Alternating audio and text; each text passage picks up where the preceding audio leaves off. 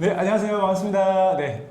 오늘은 그 부자사장연구소의 대표님 모시고 공장 제조업을 운영함에 있어서 정책 자금을 어떤 식으로 활용해서 공장을 매입할 수 있는지에 대해서 저희가 한번 배워보는 시간을 가져보도록 하겠습니다. 네, 소개 간단하게 부탁드리겠습니다. 네, 안녕하세요. 부자사장연구소라는 유튜브 채널을 운영하고 있는 주식회사 루트세븐의 이규황이라고 합니다. 반갑습니다. 네, 반갑습니다. 네, 반갑습니다.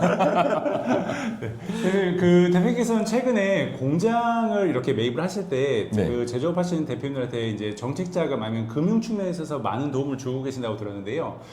저희가 이제 본격적으로 말씀을 나누기 전에 한번 직진 질문 제가 한번 해보겠습니다. 네. 그 최근에 대표님 통해서 혹시 공장을 매입하신 대표님들의 사례 간단하게 한두 가지만 먼저 한번 말씀해 주실 수 있을까요? 네, 가장 최근 사례는 34억짜리 공장을 사신 분이 있으셨는데 그분 같은 경우에는 일단 첫 번째 저희가 세팅을 했던 건 뭐냐면 공장을 사고 나면 취득세가 나오잖아요. 예. 취득세를 먼저 깎는 작업을 준비를 먼저 했습니다. 그러면 내가 34억짜리를 산다고 했을 때 취득세도 결국은 공장 사시는 분 입장에서는 네네네. 이게 다 내 돈인 건데 나가야 되는 돈인 건데 네네. 이거 자체를 줄여버리면 내가 나가는 돈 자체를 줄일 수 있잖아요. 네네. 근데 취득세를 어떻게 하면 줄일 수 있을까에 대한 세팅을 먼저 해서 벤처 인증이라는 걸 만들어서 취득세 자체를 한 70%에서 75% 정도를 줄여버렸어요. 아, 그것도 직접 다 컨설팅 해주신 거세요? 그렇죠. 그렇게 해서 일단 들어가는 돈 자체를 줄여버렸고요. 네네. 그 다음에 대출 측면에 있어서는 이 경기도 지역에서는 경기도에서 운영하는 경기도자금이라는 게 있어요. 네네. 경기도자금은 공장 살 때 지원을 해주거든요. 네네. 얼마를 지원해주냐면 1%를 깎아줘요. 은행에서 측정한 금액에 대해서 1.5%, 1%, 0.8% 이렇게 깎아주거든요. 네네. 그러면 은행 금리에서 깎아주는 거기 때문에 네네. 대표님은 그 정도의 은행 금리 할인을 받을 수 있잖아요. 그 세팅을 또 해놓은 거고 그 다음에는 이제 은행 지점장님들에게 저희 견적을 내죠. 네네. 그러고 나면 가장 금리가 싼데 네네. 또 거기서 또 금리가 깎아지는 경우가 되니까 이렇게 해서 완성한 게 두 케이스 정도가 30억짜리, 34억짜리를 살 때 금리를 2.5%, 2.4% 받을 수 있었습니다. 와, 대박이네요. 최근에 저희도 중개를 함에 있어서 대부분 이제 그 담보대출이라든가 이제 은행을 통해서 대출을 받았을 때 금리가 요즘 한 4% 내외대로 많이 좀 받으셨거든요. 네네네. 2.45%대면은 진짜 잘 받는 케이스라고 보여진다. 그럼 대표님 만약에 대표님처럼 이렇게 컨설팅을 해주시는 분들께서 컨설팅을 통해서 이제 공장을 매입하시게 되면 자기 자본은 대략 한 얼마나 필요할까요? 공장을 매입함에 있어서. 자기 자본은 저희가 일단 말씀드리는 게 20%는 내 돈이 있어야 된다고 말씀을 드려요. 아, 20% 정도예요. 네. 결국은 이게 공식처럼 은행에서 나와줘야 되는 데는 맥스가 80%까지라고 정해져 있기 때문에 네. 이 부분은 내가 만들어야 된다고 하는데 네네. 저희가 컨설팅을 진행하면 이 20%를 만드는 것부터 시작을 같이 하는 거죠. 그래서 이 20%를 어떻게 만들까를 네네. 먼저 논하고 80%는 어떻게 하면 더 효율적으로 만들어서 네네. 85%, 90%를 나올 수 있게 할까라는 네네. 생각으로 저희는 자기 자본을 준비할 수 있도록 만들고 있어요. 아, 그러면은 이제 뭐 대출부터 자기 자본 준비까지 거의 A부터 Z를 다 컨설팅을 해준다라고 보시면 되겠네요. 네네네. 저희가 하는 부분이 그런 부분입니다. 친하게 지내시죠, 대표님. 저도 좀 부탁드리겠습니다. 그러면은 이제 대표님 통해서 이렇게 정식 자금을 받고 이제 대출을 실행을 했을 때 뭐 이제 금리는 아까 말씀해 주셨고요. 뭐 거치 기간이라든가 원금을 상환해야 되는 조건 이런 것들은 어떻게 될까요, 일반적으로? 거치 기간은 정책 자금을 쓰게 된다고 하면 가장 좋은 정책 자금 중에서 하나가 중소기업진흥공단 정책 자금이에요. 아, 중소기업진흥공단이요? 네, 중소벤처기업진흥공단. 아, 네네. 이 중진공이라고 이야기하는데요. 네.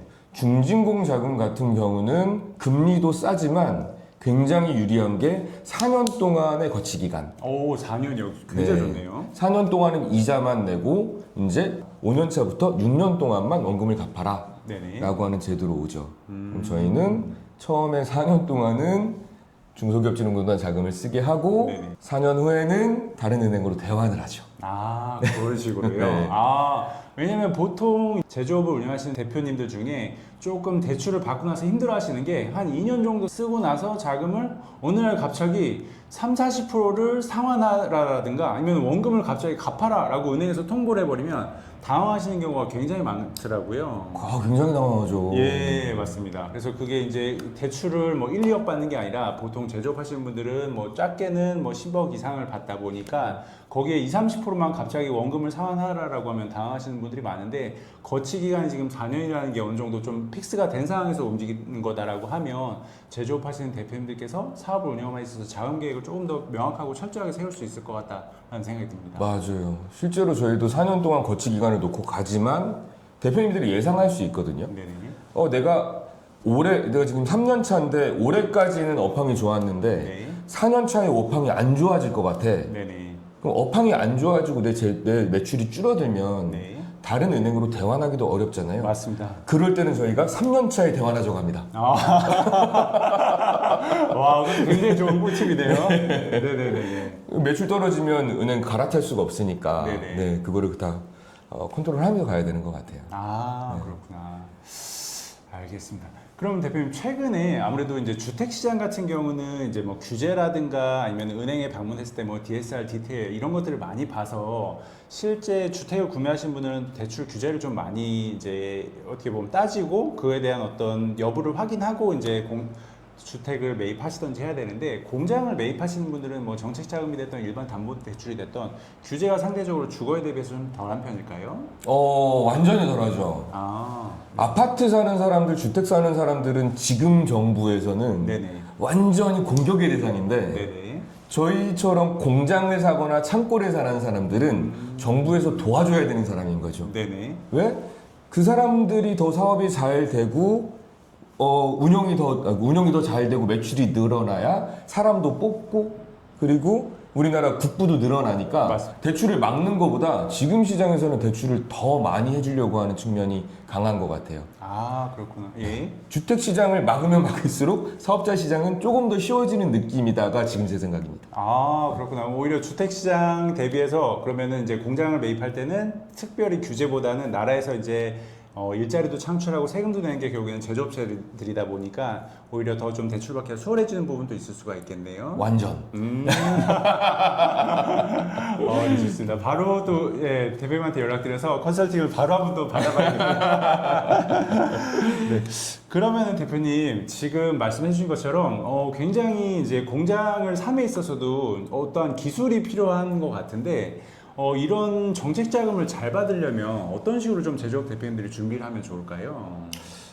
결국은 대표님들이 공장을 산다고 하는 건 우리 회사를 얼마나 이쁘게 만들어 놓았느냐의 게임인 것 같아요. 네. 결국은 내 인생에서 지금 가장 비싼 거 사는 거란 말이에요. 맞습니다. 가장 그렇죠? 비싸죠? 가장 비싼 걸 사는 거예요. 네네. 이 가장 비싼 걸 사기 위해서는 조금 준비를 하셔야 되는 게 맞는 것 같은데 그 준비가 뭐냐면 나의 3년간의 재무제표 아, 네네. 그리고 우리 회사를 조금 더 돋보이게 할 수 있는 기술력 입증. 이거를 저희 쪽 용어에서는 재무적인 요소, 비재무적인 요소 이렇게 두 가지를 잘 갖춰야 된다고 이야기를 하고 있는데 네. 이 재무제표와 비재무적인 것들 예를 들면 벤처 인증을 만들어 놓는다든지 ISO 인증을 만들어 놓는다든지 네네. 하는 거 자랑할 수 있는 것들을 조금 더 만들어 놓는 작업을 해놓으시면 공장을 산다고 했던 그 액팅 내가 가장 비싼 걸 사는 그 액팅을 할 때 굉장히 수월해질 겁니다. 그러면 이제 말씀하신 게 재무제표 3개년치를 관리를 좀 잘 하고 그리고 ISO라든가 기타 벤처 인증을 조금 더 이렇게 좀 받아놓고 한다면 대출 받기가 좀 더 수월하다라는 건 거죠? 그렇습니다. 대출 받기도 수월해지고 금리도 싸져요. 아, 금리까지 싸지나요? 네, 결국은 돈 빌려주는 사람 입장에서는 이 회사가 좋아야지 더 좋은 금리를 줄 수 있는 거기 때문에 그렇죠, 금융기관에서는요. 그렇죠. 근데 그걸 하려면 결국은 준비할 수 있는 건 종이 쪼가리. 어떤 종이 쪼가리? 재무제표라는 종이, 네. 인증이라는 종이. 네. 이걸 내밀어야 그분들이 해줄 수 있는. 네네. 그럼 어쨌든 대출, 공장 매입을 하시는 분들 같은 경우는 어떻게 보면 이제 즉흥적으로 하는 게 아니라 사업을 이제 장기적으로 운영함에 있어서 이제 공장 매매 계획을 세우실 건데 단순하게 공장 매매 계획을 세우시는 것보다는 대표님께서 말씀해 주신 것처럼 재무제표를 관리를 좀 잘 하시고 기타 벤처 인증이라든가 이런 부분까지 좀 신경을 잘 써놓으신다라고 하면 대출 조건이 아무래도 훨씬 더 좋아질 수 있다라는 걸 좀 말씀해 주시는 것 같아요. 그럼 대표님, 대표님처럼 이렇게 컨설팅을 하시는 전문적인 분들은 이제 벤처 인증이라든가 이런 것들을 아마 쉽게 좀 다가가실 수가 있을 것 같은데, 실제 제조업을 하시는 대표님들 같은 경우는 아무래도 본인 사업에만 이렇게 좀 몰두를 많이 하시다 보니까 벤처 인증을 어떻게 받아야 될지, 뭐 이제 기타 그런 것들에 대해서 조금 어려워하실 거거든요. 그래서 그런 것들이 개인의 영역에서 혼자서 할 수 있는 일일까요? 아니면 대표님 같은 전문가분들한테 좀 의뢰를 하셔야 되는 영역일까요? 대표님은 할 수 있는 영역이에요. 대표님은. 네네네. 대표님은 그 사업에 대해서 내가 가장 잘 알고 있고 네네. 내 기술력도 내가 다 알고 있기 때문에 네. 대표님은 할 수 있어요. 하지만 대표님들이 그거를 하는데 시간을 쓰면 안 된다고 생각을 해요. 맞습니다. 왜냐하면 대표이사는 돈을 버는 사람인 거지 내가 이 돈을 버는 행위 외에는 하면 안 된다고 생각하거든요. 네네. 근데 대표님이 벤처 인증을 평생 몇 번이나 받겠다고 ISO 인증을 평생 몇 번이나 받겠다고 맞습니다. 내가 돈 버는 행위를 아닌 데 있어서 시간을 쓴다? 저는 그건 아니라고 생각해요. 그럼 대표님 한 가지 또 궁금한 게 있는데, 정책 자금은 그러면 내가 필요할 때 아무 때나 가서 신청하고 하면 다 잘 받을 수 있는가요? 아니면은 뭐 좀 정책 자금을 잘 받을 수 있는 시기나 어떤 특정 그런 달이 있는 건가요? 이게 그거랑 같은 거예요. 내가 누군가에게 돈을 빌리러 간다고 생각해 보세요. 네. 그럼 내가 형한테 돈을 빌릴 거야. 저 형한테. 그럼 저 형이 예금 만기가 돼서 들어오는 시기를 알아야지 저 형한테 돈을 빌릴 수 있는 거잖아요. 맞아요. 딱 이해가 됩니다. 그래서 저 형 지금 적금 넣고 있느냐고 돈도 없는데 내가 괜히 돈 달라고 얘기해봐야 싫은 얘기만 듣지. 네. 그래서 우리 중소기업 대표님들이 싫은 얘기를 많이 들으시는 거예요. 돈도 없는데 자꾸 돈 달라고 하니까. 예. 정책 자금이라는 건 철저하게 돈 줄 사람이 돈이 준비됐을 때 받는 거예요. 돈 줄 사람은 언제 준비가 될까요? 기재부에서는 7월, 8월, 9월에 예산을 짜는 거고요. 네. 11월, 12월에 통과를 시키고 돈이 실제로 나오는 시기는 매년 1월 1일부터 나오기 시작해요. 연초예요. 연초예요. 네. 그러면 상반기 1월 1일부터 6월 거까지 한 70% 정도의 예산을 그때 다 소진을 해버리고요. 나머지 30%, 40%의 잔여 예산이 하반기에 소진이 된다고 생각하시면 돼요. 잔여 예산이 하반기예요. 그렇죠. 네. 그렇기 때문에 대표님들이 정책 자금을 들어가려고 하면 무조건 상반기에 들어가시는 게 가장 안전하고 합리적인 거죠. 네. 그럼 대표님, 정책 자금을 제가 이제 저 역시도 이제 중개업을 하면서 다양한 대표님들이 이제 대출을 많이 받는 걸 봤는데요. 정책 자금도 종류가 굉장히 다양한데 이런 것들을 정보를 얻으려면 어떻게 좀 해야 될까요? 이 정보는 사실은 모든 게 다 노출돼 있어요. 정말요? 네, 대표님들이 바빠서 안 찾아보는 것 뿐인 거고 찾았을 때 용어나 절차가 너무 복잡하다 보니까 네. 이걸 내가 잘 모르는 것 뿐인 거지. 네이버에 기업마당이라고 검색하시면 기업마당, 우리 기업마당. 네. 중소기업들이 받을 수 있는 모든 정책자금 지원, 기술 지원, 금융 지원은 그 기업마당이라는 사이트에 다 올라옵니다. 네네. 거긴 또 어떻게까지 돼 있냐면 이게 전국구 이벤트야? 네. 아니면 경기도만의 이벤트야? 네. 강원도만의 이벤트야? 네네. 이런 것까지 다 체계적으로 돼 있어요. 그러면 내가 그 사이트에 접속을 해서 내 지역에서 내가 받을 수 있는 정책 자금은 어떤 게 있을까? 네네. 라는 걸 보시기만 하시면 되는데 문제는 너무 어렵게 돼 있어요. 정부에서도 이런 거를 바꾼다고 얘기는 하고 있지만 네네. 이런 거예요. 정책 자금이 연간 나오는 게 수백 개에서 수천 개란 말이죠. 그렇죠. 그걸 내가 보고 컨택을 할 수가 없다 보니까 그걸 다 일일이 분별을 할 수가 없다 보니까 이 부분이 좀 문제인 것 같아요. 네. 그러면 오늘 저희 이제 부자사장 용소 대표님 이제 모시고 이제 그 기업을 이제 운영을 함에 있어서 정책 자금을 어떻게 받는지에 대해서 저희가 한번 간략하게 쉽게 좀 설명을 좀 들어봤는데요. 저희 구독자분들을 위해서 마지막으로 혹시 해주고 싶은 말씀이 좀 있으실까요? 저는 지금 14년째 경영 컨설팅을 하고 있고요.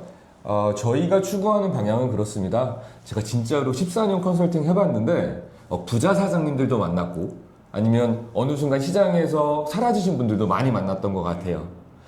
이 사람이 성공을 왜 했어? 실패를 왜 했어? 이걸 논하기에는 너무 많은 요소가 있는 것 같아요. 그런데 제가 한 가지 정말 이거는 맞구나라고 해서 찾았던 요소가 하나 있습니다. 뭘까요? 이래야지 망하지 않는구나, 이래야지 성공하는구나, 이래야 부자야 되는구나. 정말 다양한 요소가 있겠지만 그 공통점 한 가지는 내 공장, 내 창고, 내 사업장 그리고 그거보다 더 해서 투자 공장, 투자 창고. 결국은 사업이라는 이 수익 구조를 통해서 내 자산을 만드신 분들은 지금까지 저희랑 소통을 하면서 살아남아 계시고요. 내 수익 구조 가지고 멈춰버리신 분들. 이 다음에 이걸 자산화를 못 성공시키신 분들은 결국은 이 시장 환경에 따라서 요즘 경기도 안 좋잖아요. 네, 시장 환경에 따라서 퇴출되는 경우를 굉장히 많이 봤던 것 같아요. 그러니까 이 영상 보시는 우리 구독자님 분들도 저희 긍정페이님이랑 같이 꼭 내 공장, 내 창고, 내 건물, 내 사업, 투자 공장까지 다 사셨으면 좋겠습니다. 그게 안정적으로 사업을 하는 방법이라고 생각하니까요. 꼭 그렇게 하셨으면 좋겠습니다. 네, 알겠습니다. 그럼 오늘 이제 그 출연해 주셔서 너무 감사드리고요. 그 유튜브 채널 현재 부자사장 연구소 통해서 다양한 정책 자금을 잘 받는 방법 아니면 기타 기업 경영 컨설팅에 관한 다양한 팁들에 대해서 많이 올려주고 계시니까는요. 그 채널도 한번 가셔가지고 많이 보시고 구독, 좋아요, 알림 설정 부탁드리도록 하겠습니다. 네, 오늘 나와주셔서 감사드립니다. 감사합니다. 네, 수고하셨습니다. 감사합니다. 네, 감사합니다.